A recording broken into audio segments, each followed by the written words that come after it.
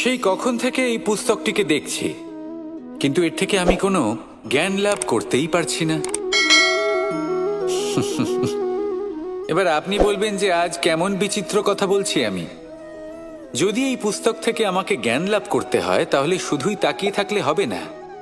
আমাকে এই পুস্তককে খুলতে হবে, পড়তে হবে, তাকে বুঝতে হবে, তবেই তো জ্ঞান প্রাপ্তি হবে। বড়ই সহজ একটা ব্যাপার, কিন্তু একে যাপন করা অত্যন্ত কঠিন, তাই না? আপনি নিজেকেই দেখে নিন। আপনার কাছে অনেক জ্ঞান রয়েছে। সহজ থেকে সহজতর জ্ঞানের কথা যদি বলি, আপনি এটুকু তো জানেন যে সত্যি কথা বলা ভালো কাজ, দান করা হলো পুণ্যের কাজ। আপনি জানেন যে পরিশ্রম করলে সাফল্য আসবে।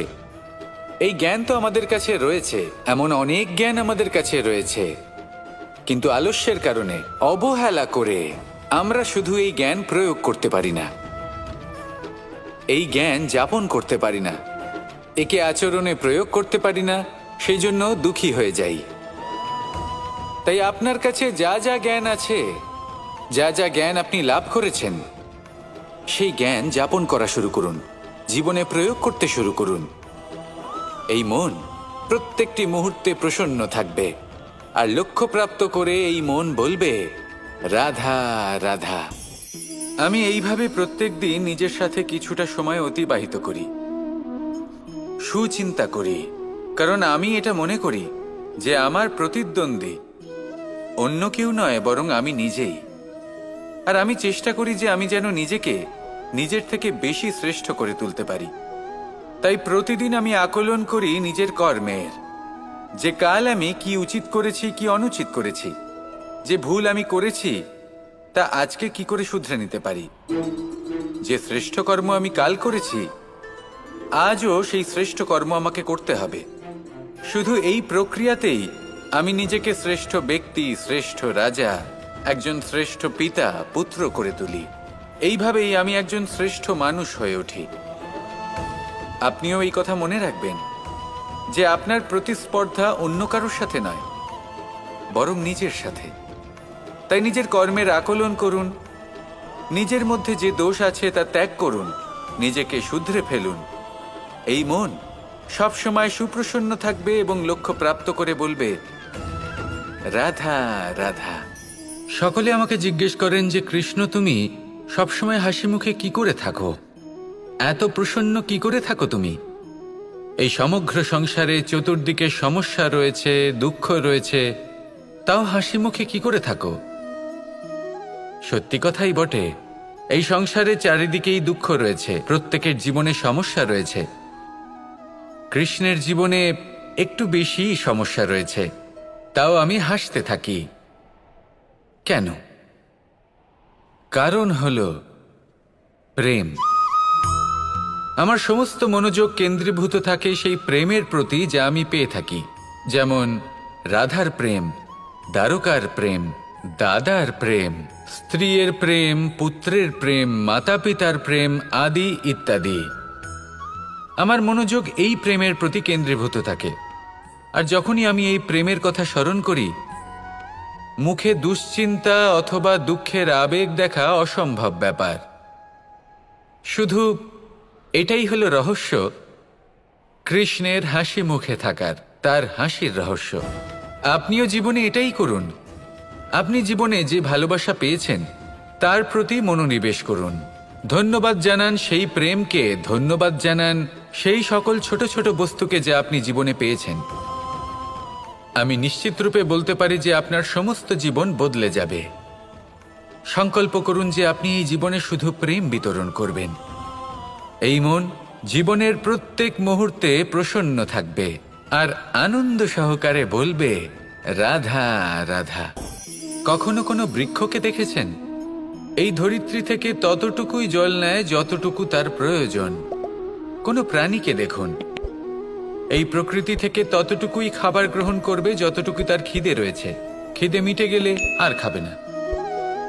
এবার মনুষ্যকে দেখুন, সে নিজের জীবনে যা কিছু পেয়েছে, বস্তু, ধন, খাবার, শক্তি, প্রয়োজনের থেকে অনেক বেশি লাভ করার চেষ্টা করে থাকে। প্রয়োজনের থেকে বেশি যদি পেয়েও যায়, তাহলেও তার কম মনে হয়। এবার এরকম ঠিক কেন হয়? এর পিছনের কারণ কি? কারণ হলো লোভ। লোভের আগুন কিছু এমন হয়, যদি মানুষের মনে একবার প্রজ্বলিত হয় তাহলে শুধু বাড়তেই থাকে। ততক্ষণ বাড়বে যতক্ষণ না আপনি নিজে তাকে বাধা দিচ্ছেন। তবে এই লোভের আগুন নিয়ন্ত্রণ করা সম্ভব। পরিমিতিবোধ, পরিমিতিবোধের চিন্তা। আপনাকে শুধু নিজেকে একটা সরল প্রশ্ন করতে হবে। যখনই মনের মধ্যে কোনো বস্তুর প্রতি, শক্তির প্রতি, ধনের প্রতি, ভোজনের প্রতি লোভ বেড়ে যায়, নিজেকে প্রশ্ন করুন, এটা কি আমার কাছে ততটাই প্রয়োজনীয় যতটা একটা বৃক্ষের কাছে জল, যতটা একটা প্রাণীর কাছে ভোজন? এটা কি ততটাই প্রয়োজনীয়? যদি উত্তর না হয়, তাহলে নিজেকে সেখানেই বাধা দিন, সেই ভাবনা সেখানেই ত্যাগ করুন, কারণ সেটাই হলো লোভ। ঠিক এইভাবেই প্রয়োজনীয়তার চিন্তা করে আস্তে আস্তে এই মন নির্লোভ হয়ে উঠবে, আর এই মন প্রসন্ন হয়ে বলবে, রাধা রাধা।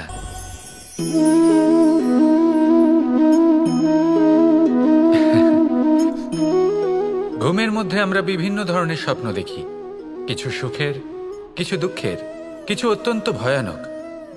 কিন্তু সত্যি কথা বলতে এর উপর আমাদের কোনো নিয়ন্ত্রণ নেই। কিন্তু আমি এমনও কিছু ব্যক্তিকে দেখেছি যারা খোলা চোখে স্বপ্ন দেখেন এবং তা যাপন করেন। নিজেদের একটা আলাদা স্বপ্ন নগরী আছে ওনাদের, সেখানেই জীবনযাপন করেন। আসল বাস্তবটা কি তাতে ওনাদের কিছুই যায় আসে না।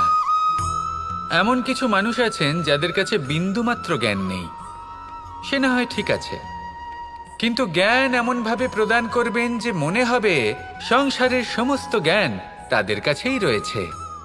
এমন কিছু মানুষ আছেন যারা ভালোবাসতে জানেন না, আর তাও আমি মেনে নিলাম, কিন্তু কথা এমনভাবে বলবেন তাতে মনে হবে যেন প্রেমের বিষয়ে সবকিছু শুধুমাত্র ইনিই জানেন। এবার আমি এমন কথা অবশ্যই বলছি না যে আপনি এরকম করেন, কিন্তু যদি কোনো ব্যক্তি এরকম করেন তাহলে তার এটা মাথায় রাখা উচিত যে সেই ব্যক্তি অন্য কারোর সাথে নয়, নিজের সাথে অনুচিত করছেন। কারণ এমন কাজ করে উনি নিজের দোষ, নিজের অপগুণ সংসারের কাছে নয়, নিজের কাছে লুকোচ্ছেন। আপনি যদি নিজেকে বুঝতে না পারেন, সম্পূর্ণরূপে নিজেকে আকলন না করেন, নিজের অপগুণ, নিজের দোষ পূর্ণরূপে না বুঝতে পারেন, তাহলে এটা কি করে বুঝবেন যে নিজেকে কিভাবে শুধরে নিতে হবে? আপনাকে নিজের সত্য স্বীকার করতেই হবে, তারপরেই আপনি নিজেকে পরিবর্তন করতে পারবেন। তাহলে স্বপ্নে নয়, বাস্তবে বাঁচুন, আনন্দে বাঁচুন, আর আমার সাথে ভালোবেসে বলুন, রাধা রাধা। মানুষের জীবন দেখলে এতে সংকটও আসবে, বিপদও আসবে, অনেক সমস্যাও আসবে। কখনো কখনো এমন সময় আসবে যখন আমাদের আপনজনের থেকে সাহায্য চাইতে হয়। আমরা সাহায্য চাই আর তারা সাহায্য করেও দেন, আমাদের সংকট থেকে মুক্তও করে দেন। কিন্তু যখন এই সময় বদলে যায়, যখন সুখের সময় আমাদের জীবনে আসে, তখন আমাদের মনে একটা অহংবোধ জেগে ওঠে।